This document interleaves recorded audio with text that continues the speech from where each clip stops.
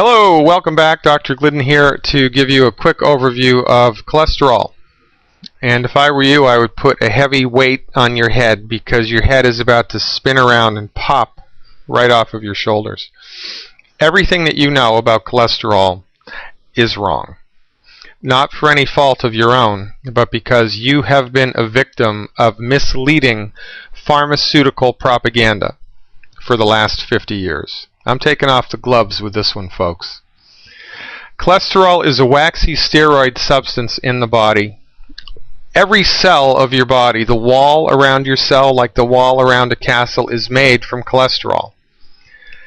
All of your sex hormones, testosterone, estradiol, estrone, estriol, progesterone, pregnenolone, all the stress hormones, cortisol, dihydroepiandrosterone, all of 75% of the white matter of your brain and all of the insulation that wraps around your nerves is made from cholesterol. You think it's important? Yeah, you better bet your life it's important. It's so important to the human body that your liver makes it. This is how statin drugs work. Statin drugs create inflammation in the liver, which halts the body's production of cholesterol. And then when you put people on a fat-free diet, their cholesterol goes into the gutter. Cholesterol we also get from the good foods that we recommend. Full-fat milk, cheese, eggs, butter, real butter, not margarine. Meat cooked rare, liver, and organ meat, loaded with cholesterol, and the mighty chicken egg. All right? All these things are high in cholesterol. And cholesterol is not the enemy. The cholesterol molecule is transported through the body by different lipoproteins. And these lipoproteins get all the press. You know them as HDL, LDL, and VLDL, which are very creative acronyms for high-density lipoprotein, low-density lipoprotein, and very low-density lipoprotein. Not a lot of creativity in the wonderful world of biochemistry. Now, the difference between HDL, LDL, and VLDL is really just the size of the molecule. There's nothing inherently wrong with HDL, LDL, or VLDL, and there are no diseases that are caused by cholesterol. There are some diseases that will cause high cholesterol, but there are no diseases that are caused by high cholesterol. High cholesterol in and of itself is harmless. It does not do anything good, bad, or ugly. All right? Nor is there anything inherently wrong with HDL, LDL, or VLDL. You could suck all of the LDL out of somebody's body, purify it if you could do that, and shoot it into yours, and nothing bad would happen. HDL, LDL, and VLDL are different clinical earmarks of how well your body is handling oxidative stress and free radical damage. The more free radical damage is happening in your body, the higher the LDL number is and the lower the HDL number is. So we use this blood work just as kind of a down and dirty way to assess somebody's ability to manage their free radicals and how well their antioxidant capacity of their body is working. But again, there's nothing inherently wrong with any of these molecules. You've been misled.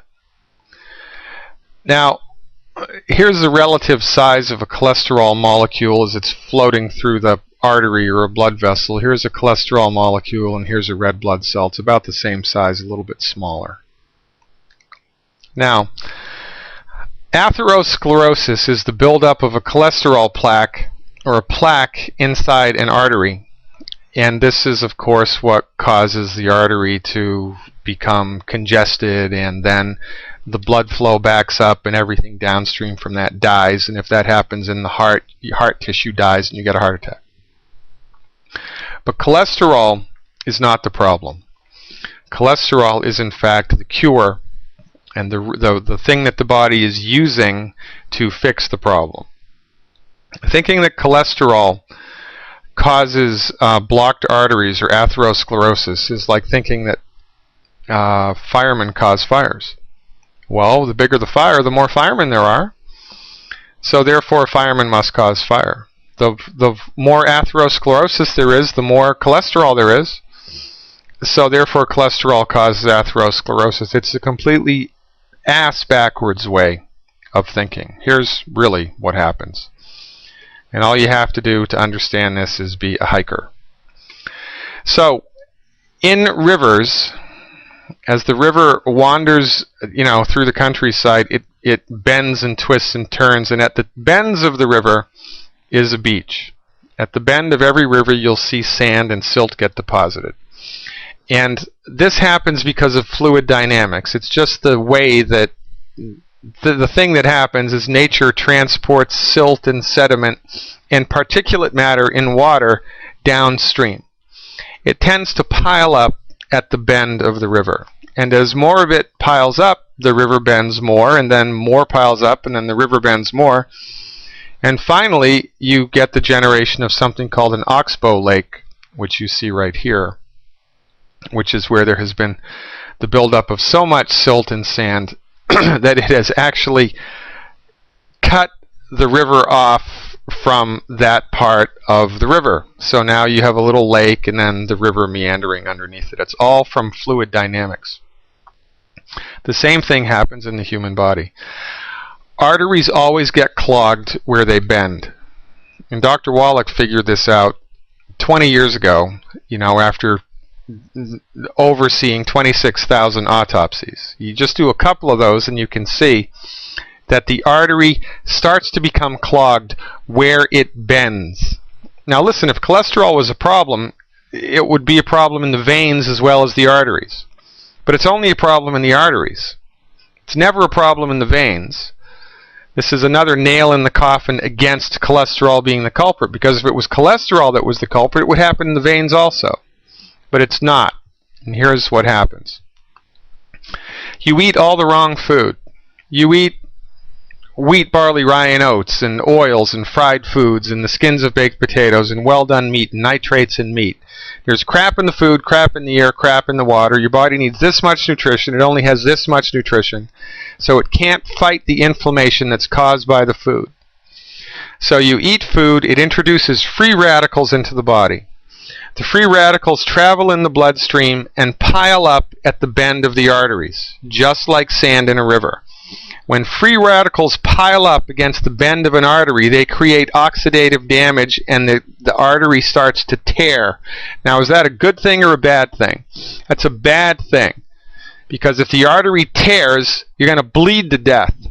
So the body wants to stop that at all costs. The body has wisdom. So it rushes to stop the leak. And what does it use? It uses what it has a lot of, cholesterol. So it puts a cholesterol bandage on the part of the artery that's starting to leak, but that, of course, causes more free radicals to pile up right there, because that's the nature of fluid dynamics. And then you get more inflammation and more cholesterol deposition and more inflammation and more cholesterol deposition, and then the whole artery's clogged. The cholesterol is the body's bandage. It is not the cause of the problem. The cause of the problem is oxidative damage caused by eating the wrong foods and not having enough antioxidants in the body to fix it.